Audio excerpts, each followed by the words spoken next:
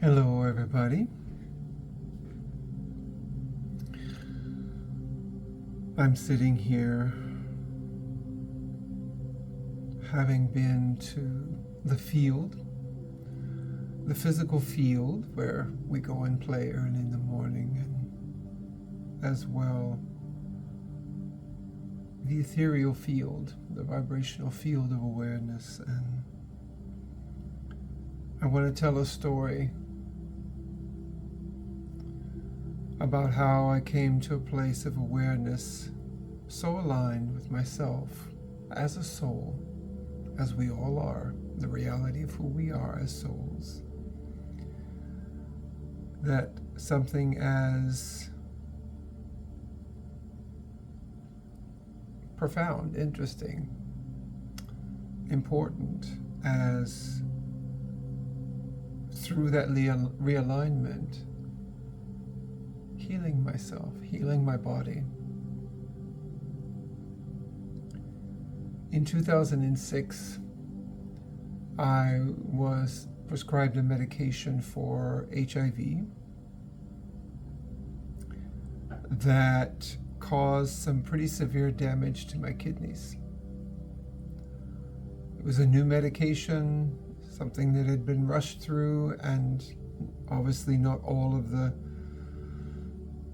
trials and things that should have been done, and it was given to thousands of people.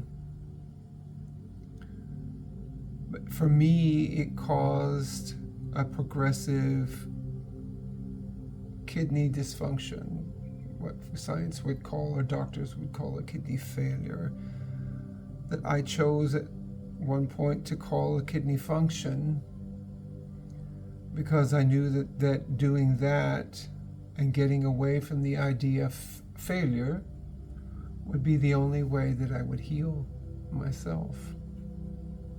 So I've lived for 20 years now with a status of what is known as 3A kidney function.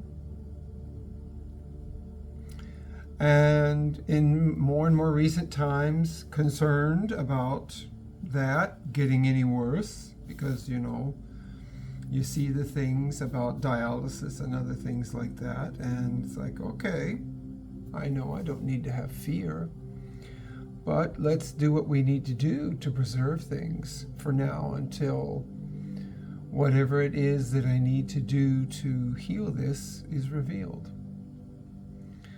So I was not eating things with potassium and magnesium and high minerals, which are good for our bodies, but not good for damaged kidneys, because the kidneys then lose their ability to filter. And so I was doing the things that I felt I needed to do, until one day I was just like, I just want a banana. And then I looked at the banana and reminded myself about, doing the best things for my body. And then I was like, hold on a minute. What am I doing? And I started researching and doing some things outside of myself as far as information was concerned. And then I thought, I'm not getting the answers. So I started asking within myself. Asking within that field of awareness that I have journeyed into more and more deeply every day, of the awareness of myself as a soul, and what can happen in the body when the soul takes over, when the soul is the one guiding the journey, and the eating and the living and the sleeping and the doing and the speaking, or all those things, instead of the mind and the egoic self. So the first thing I said, well, let's stop calling it kidney failure. Let's call it's a kidney function. You're functioning, you're here, you're healthy, you're doing the things that you thought you needed to do to keep that. But if your eating is eating for a sick kidney, will that message ever change? And will the kidney ever evolve? No. We need to eat for a healthy body. Excuse me. For a healthy body. And in that, manifest the healthy body simply by doing and being, not by any special, I don't know, any other practices other than aligning with knowing that eating a banana is really good for my body. Eating avocados that I love is really good for my body, though they would tell you that with kidney failure, which I call function, that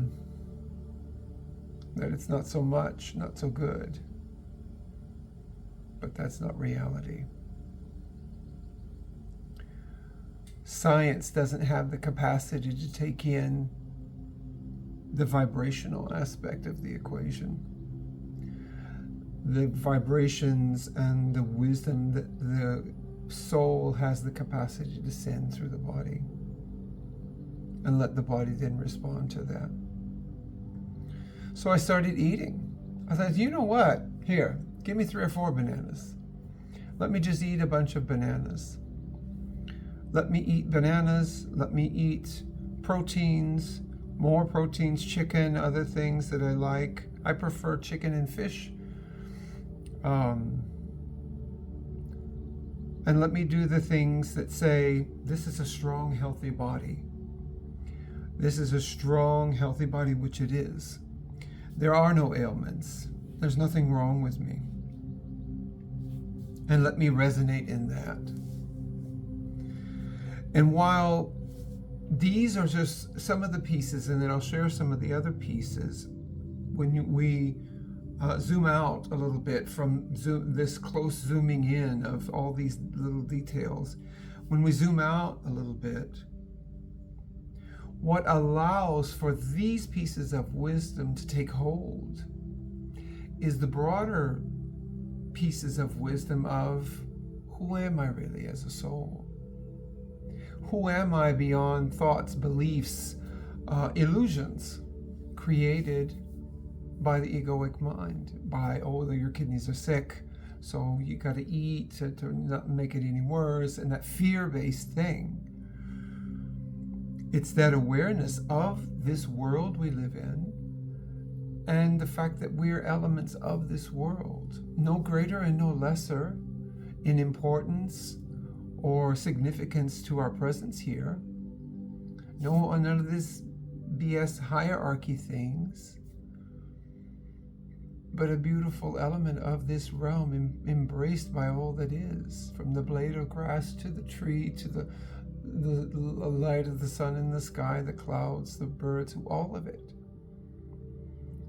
And when you come into that awareness of that synthesis of all things, then receiving that wisdom about the specifics about the kidneys, it has a place to grab hold. Because when we don't hold awareness of who we are as souls, none of this sticks.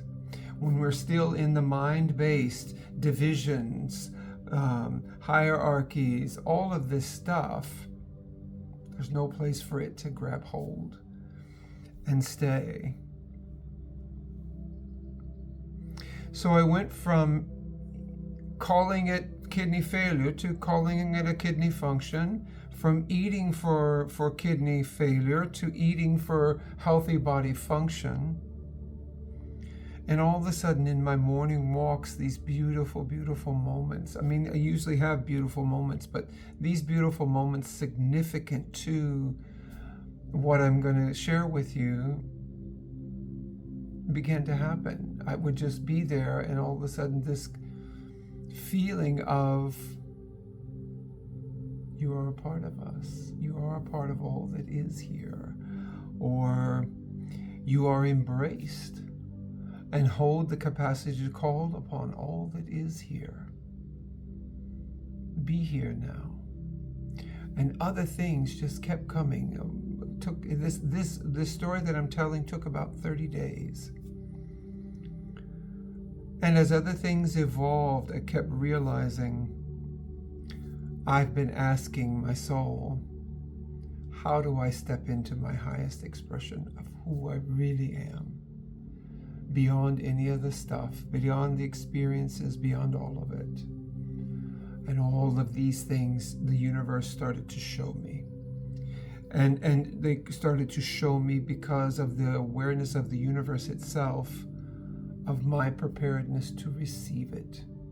So we have to lay the foundation, and that foundation is the reality of who we are, the awareness of who we are as souls, and that the soul is the life-giving force and the reason that we are in existence, that I can speak, that we can all exist. But yet we've let the egoic mind and things like beliefs and truths and other things that are illusionally based, we've let that take control. And the soul is calling us home. So those who have followed me more on Facebook than here, because here on YouTube it's a newer part of the expression of my work, know of the really challenging childhood I had, the upbringing, all of the events of emotional, psychological, and physical violence that I journeyed through up until I left home at 18. And how now I see it all as the gift, because as souls we choose to come into this world, and we choose to come into this world to experience the events and see the wisdom in the events. Not see it as trauma, not see it as grief or anger or shame or guilt. Well, that's the experience of the human. No, that's the egoic mind telling you that that's why you came.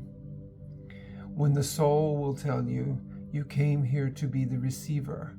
Just as the leaf on the tree is to the sun, and its wisdom and its life-giving light, the leaf of the tree is that receiver that takes that light and that wisdom into the leaf, into the limb, into the tree, and into the earth.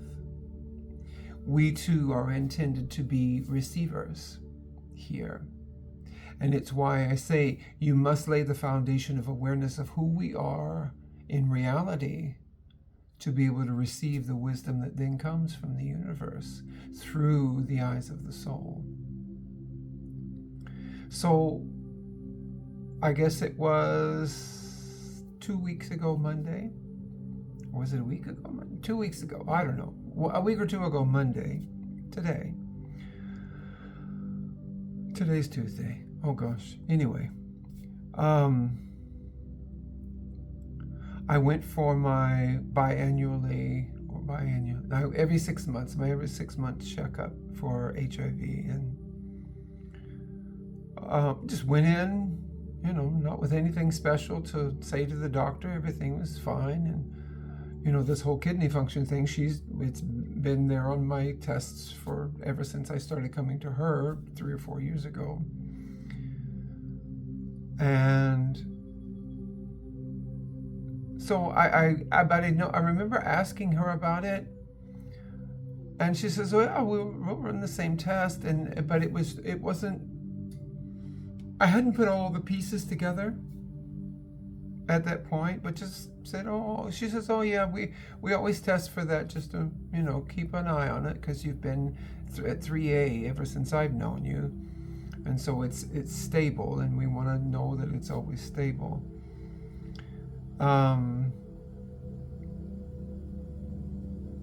And we finished our conversation, and then I went out of the exam room, had my paperwork with me, and she says, "Okay, I'll see you in 6 months, and good to see you," all that. And so I was walking out, and all of a sudden I walked by one of the desks where many of the nurses sit that are it's a large clinic, and some of them, and all of a sudden there was a young woman standing there at the end of the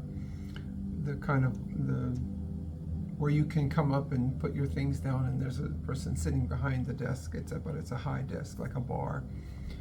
And she was standing there at the end working on her computer, and she looked over and says, "Oh, hi, James, how you doing?" Called me by name and say, "Hey, I haven't seen you in such a long time." And I'm like, "Oh God, who is this?" I said, "Well, hello," just being polite, I said hello, and I said, "How are you?" And she's like, "Well, yeah, I'm doing this and then all this," and I'm thinking, I do not remember who you are. I just do not remember who you are. Keep talking, please, so maybe I'll remember. And we started talking about family, and I thought, oh, okay, this is my sister-in-law's daughter-in-law, my sister-in-law's son's wife. And I still didn't remember. She says, yeah. She says, I met you a couple of times at the house you were staying in when you first moved here to Russell Springs, and I was living in my brother's house. And I thought, oh, okay. I still didn't remember her face. I didn't remember meeting her, but remember having these events where she was at the house, and okay, I've met her. Well, and just continued on with the conversation. And she's asked me, have you seen your brothers? And I told her, I said, I really don't associate with them, and I explained some of the reasons why. And she said, yeah. She says, that's pretty common in a lot of families around here. And I said, yeah. I said, we didn't escape from it. And so she was talking about that dynamic a little bit, and I could feel this really beautiful, peaceful energy in talking to her, because other than just the conversation, when she reached out to hug me, I felt this wonderful energy, and she hugged me like no family member of mine ever had. She hugged me like she really received me. I've been hugged that way by other friends and other people along the journey. Not a lot, but a few. So I know what it felt like. And I thought, oh my gosh, what a beautiful embrace. And I just kept holding her and hugged her when we were in the beginning part. And then all of a sudden in her conversation, she just it was almost if things stopped, everything stopped around you, and then when that energy comes, something is about to be revealed. And it was almost as if she came really close to me, though her physical distance didn't change, but I know that this was a moment that I really needed to hear and receive what she was about to say. And she simply looked and said, "There's nothing wrong with you." And then it was as if she backed up a little bit and just kept on in her conversation. And the moment she said, "There's nothing wrong with you," and I could only express it as like a layer, and the very edge of the layer was like a white light, and then the rest of the light was shut, but it was this layer that just lifted off and came undone. And what I am fully aware of is that was a belief that I was holding, due to everything that had been said to me as a child.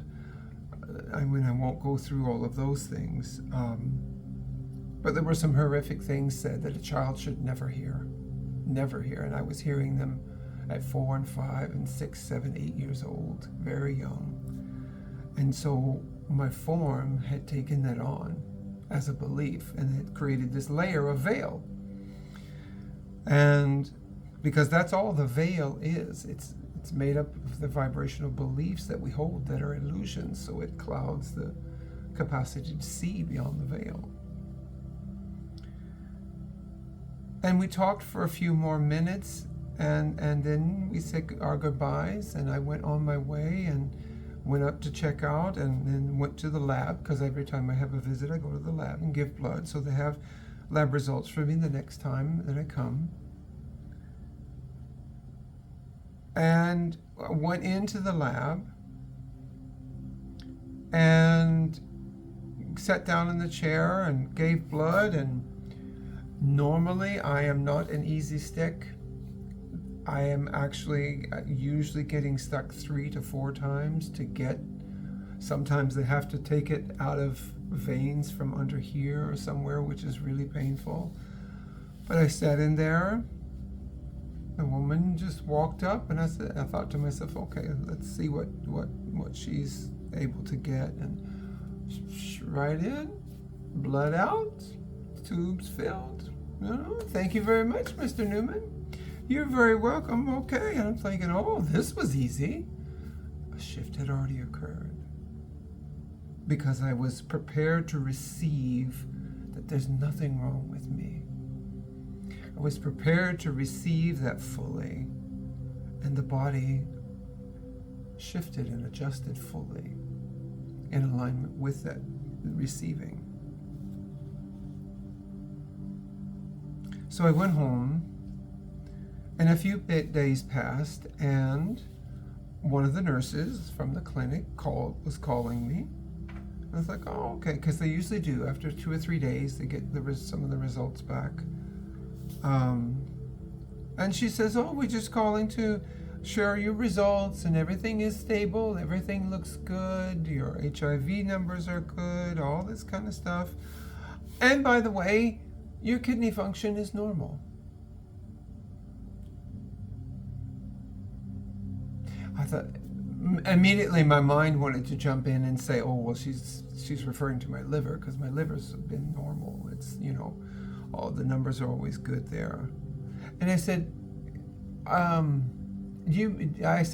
my kidney function is normal? And she says, oh, yeah, just to let you know that your kidney function is normal. And she was saying it like it was no big deal, that it was just something normal that always had been normal. I don't think she knew that 6 months ago on that same test I was at 3A kidney function.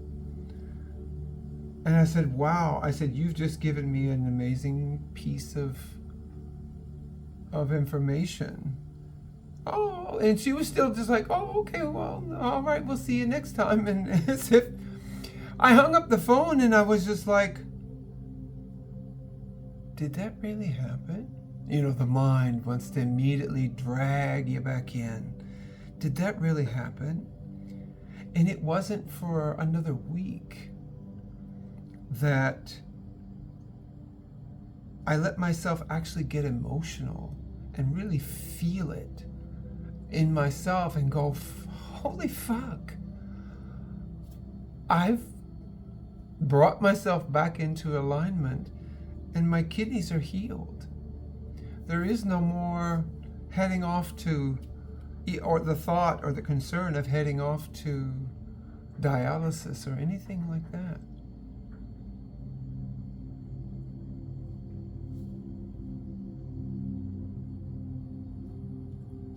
We are more magnificent than we will ever know. More magnificent than we give ourselves credit for being. And I share this story because nothing that I've done isn't also able to be done by anyone else that chooses it. I don't have any special gifts or any special abilities. The thing that I do hold that may be beyond the majority is that I hold the awareness of myself as a soul. This awareness in an opening of a door kind of way happened when I had the 2 transitional experiences I had in 2005. People call them NDEs, but I don't use that term because it has nothing to do with death or near death or anything like that. The body, the form, is experiencing a state so extreme that the mind can't function in that, and so the soul comes forward and takes over. It's why then people tell stories of seeing beyond the body and imagining that they've left the body when they haven't left the body at all. They're just in the realm of the view of the soul, and The soul is omnipresent in all things, so we can see all in all places. But the mind wants to tell us that we've left because the mind can't conceive that omnipresence. It can only conceive what it can see, hear, taste, touch, all those things. I will assure you that all of the brilliance of who we are resides beyond those perceptions. And that we are all here now. The souls, every soul that has chosen to come into these forms and be here now is so that the soul can call to them and call them home. And that doesn't mean leave the earth. That means call them home to the reality of who we are as elements of this earth. The harmonious synthesis that is the magnificence of this earth. If you ever hear someone say, well, I am in this earth, but I'm not of it, there could never be a more narcissistic expression or declaration than that, because that's the egoic mind speaking. The reality is we are of this earth, and the intention for our being here was through our capacity to be receivers, but receive to the expansive, omnipresent capacity that we hold as souls and express that wisdom and that brilliance here on this earth, and not see the events of our lives as trauma or grief or anger or resentment or all those imprisoning things, shame, guilt. My gosh, that was what I expressed the most, was the shame and the guilt that I felt, because it's like I didn't want anybody to know of the horrible things that were said and done in my house as a child. But the older I got and the more I traveled and met other people, I realized, it's not just my house. But still, you hold those things with you until you see reality, and then you let them go. I'm sitting here in front of 5 of the cards of the deck that is very soon to be printed and available. And the 5 messages that are here are a part of what's holding the energy so that I can speak with you today. And I look at the sphere that I found. And if I ever had a visual tool in the work that I do to express to people of what the soul looks like, it's this. The only thing that's not here is the intense point of light in the center of the sphere that is the light of the soul, that is the light of Source itself. The soul is an innumerously faceted expression of light of the soul, expression of wisdom. And each facet is like a doorway through which, or a window through which that light is expressed. And I call those journeys, you might call them a lifetime. So through this window of awareness and expression, on the illusional timeline, on the linear perspective of timeline, this might be the 1300s. This one over here might be in another dimension.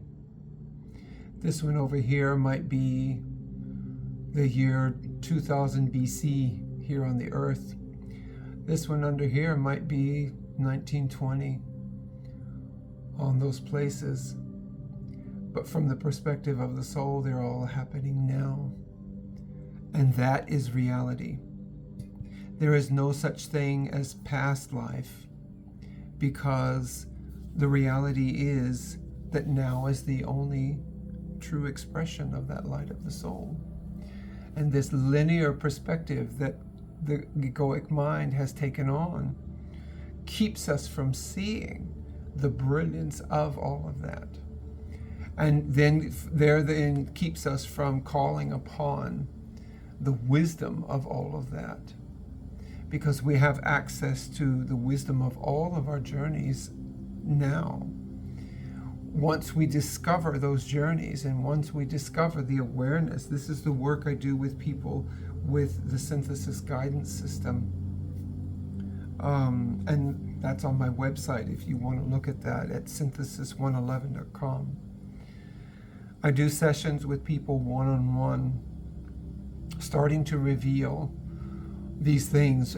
We do sessions laying the groundwork, the foundation of awareness of who we are as souls, as I said in the beginning.